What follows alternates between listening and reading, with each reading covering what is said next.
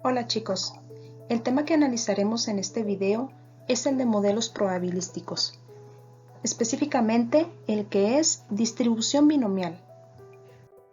Los temas que vamos a tratar son variables, función de probabilidad, distribución de probabilidad y distribución binomial, los cuales iremos describiendo conforme transcurra el video.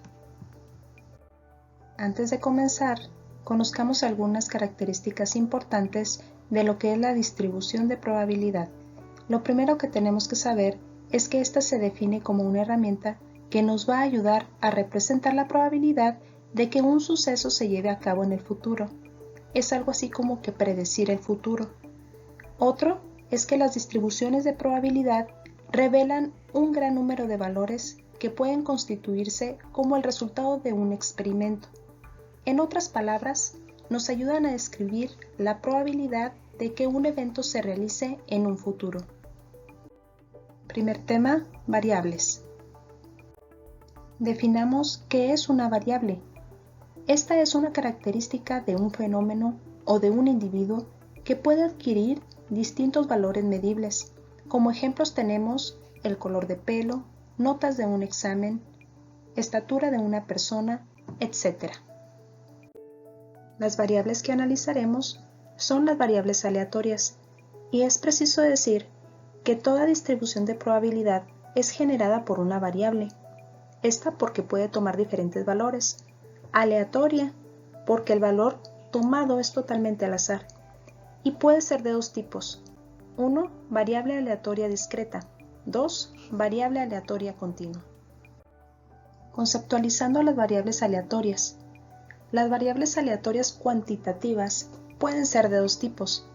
Número 1, variables aleatorias continuas, que son aquellas que adquieren cualquier valor real dentro de un intervalo o rango, es decir, que pueden tomar valores que sean decimales o fraccionarios, como por ejemplo la leche ordeñada que se puede medir en 1.5 o 10.3 litros, o la estatura de las personas, entre otras más. Otro tipo son las variables aleatorias discretas. Estas son las que solo pueden tomar valores enteros como el número 1, 2, 8, menos 4, etc. Y en este sentido, pues también tenemos el número de hermanos en una familia, que pueden ser 1, 2, 3, 4, etc. Segundo tema, función de probabilidad. Es importante entender que las variables aleatorias, discretas y continuas que acabamos de describir anteriormente se hacen presentes al ocurrir una distribución como parte de un comportamiento matemático, es decir, se especifican los valores posibles y el de sus respectivas probabilidades. Esto hace que surja lo que es la función de probabilidad, que denotamos con f de x. La función de probabilidad se va a generar cuando el valor de una variable dependa de otra, como en cualquier función matemática. La relación que haya entre estas dos variables o cantidades se va a expresar por medio de esa función matemática. Decimos que a partir de la función de probabilidad vamos a poder establecer el concepto de distribución de probabilidad. ¿Cómo? Pues la distribución de probabilidad de una variable aleatoria discreta se va a presentar como una lista con distintos valores que puede tomar una variable aleatoria, junto con sus probabilidades. En el caso de la distribución binomial que veremos más adelante, esto se va a definir como B de n, P. Cuando nosotros determinamos los valores que tiene la variable aleatoria, le vamos a asignar una probabilidad y a esto le llamamos distribución de probabilidad. Tercer tema, distribución de probabilidad. No olvides que una distribución de probabilidad siempre va a ser la suma de todas las funciones posibles, f de x igual a 1, por lo que la sumatoria siempre tiene que ser igual al espacio muestral. Esto significa que f de x debe de ser igual al 100% de las probabilidades. Esto quiere decir que la suma de las probabilidades nunca debe sobrepasar a 1 al 100% o de ser negativas. Si es así, entonces habrá que realizar nuevamente nuestros cálculos. Cuarto tema, distribución binomial. Definamos qué es la distribución binomial. Al igual que cualquier tipo de distribución de probabilidad, la distribución binomial va a indicar todos los valores que pueden obtenerse como resultado de un experimento. El método de la distribución binomial va a medir el número de éxitos que va a tener una secuencia de n ensayos. Esta distribución se puede aplicar en diversas ciencias, como por ejemplo en la inspección de calidad de productos, en ventas, en mercadotecnia, en medicina, etc. Esto quiere decir que es aplicable a cualquier fenómeno o experimento en donde exista el binomio de probabilidades del éxito y del fracaso. Veamos las características de la distribución binomial. Primera característica. Al realizar n veces cierto experimento en el que consideramos solo la posibilidad de que exista el éxito o el fracaso. Característica número 2. La obtención del éxito o del fracaso en cada ocasión va a ser independiente de la obtención del éxito o del fracaso en las demás ocasiones, siendo la variable p la probabilidad de éxito y la variable q la probabilidad de fracaso, que se obtiene a través de la pequeña fórmula q es igual a 1 menos p. Tercera característica. La probabilidad de obtener éxito o fracaso siempre va a ser la misma en cada una de las ocasiones. Característica número 4. La distribución binomial se va a representar por b de n, p, en donde la variable n representa el número de intentos y la variable p la probabilidad del éxito. La fórmula que vamos a utilizar para la distribución binomial es la siguiente. Es p de x igual a k es igual a la combinación de n con k por p elevado al exponente k multiplicado por 1 menos p elevado al exponente n menos k, siendo en esta fórmula n el número de pruebas, k el número de éxitos, p la probabilidad de éxito y q 1 menos p, que es la probabilidad de fracaso. Veamos un ejemplo de la distribución binomial. Un jugador de fútbol marca el 85% de los penales que intenta. Si lanza 8 penales, calcular la probabilidad de, inciso A, que marque 6 penales.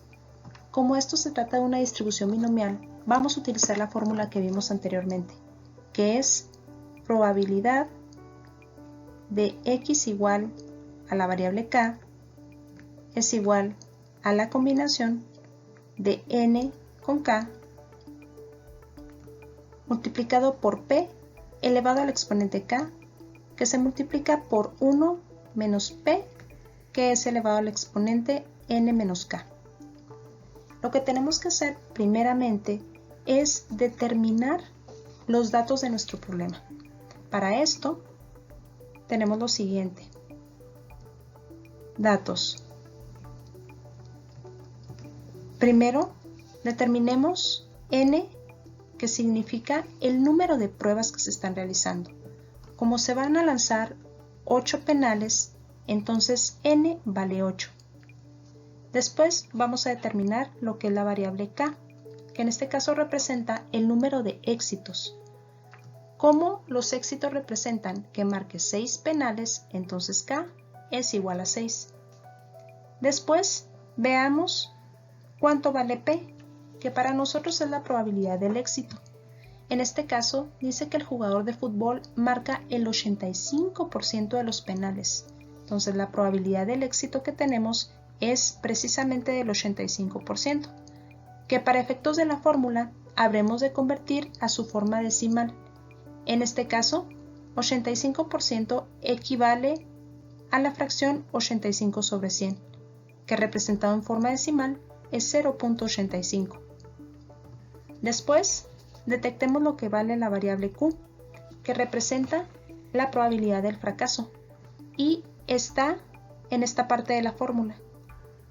Por lo tanto, se obtiene con la pequeña formulita 1 menos p.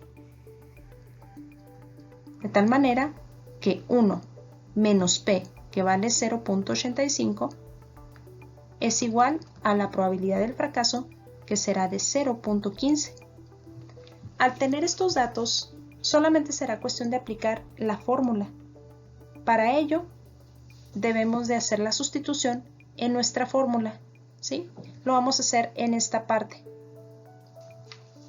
Nos dice que será probabilidad de x igual a la variable k, ¿sí? K, que para nosotros es igual a 6. Esto va a ser igual a una combinación de n con k. N, que para nosotros vale 8, con k, que vale 6. Esto se multiplica por la variable p elevada al exponente k. P, que vale 0.85, elevada al exponente k, que sería para nosotros 6. Esto sería multiplicado por 1 menos p, que es el equivalente a q. En este caso, q nos quedó 0.15 y será elevado a la n menos k. Aquí es preciso que para no tener la resta en el exponente, saquemos de una vez el resultado de n menos k. Si n vale 8 y k vale 6, n menos k será 8 menos 6, que nos queda un exponente de 2, ¿sí? Esta operación la podemos realizar directamente en la calculadora a partir de este igual, utilizando el símbolo de la combinación que viene siendo NCR, ¿sí? Para poder ejecutar la operación de 8 combinación con 6. El resultado, multiplicarlo por 0.85 elevado a la sexta potencia y después por 0.15 elevado al cuadrado. Habremos de obtener entonces una cantidad de 0.2376, que aproximadamente, representado en porcentaje, es decir, multiplicado por 100, equivaldría a un 23.76%, ¿sí? De probabilidades de que este jugador marque 6 penales. Inciso B. Vamos a obtener la probabilidad de que el jugador marque más de 6 penales.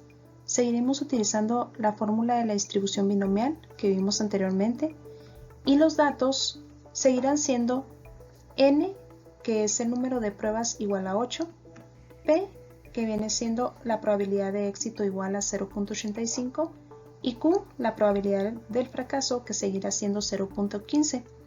Lo único que va a cambiar es k, que representa el número de éxitos.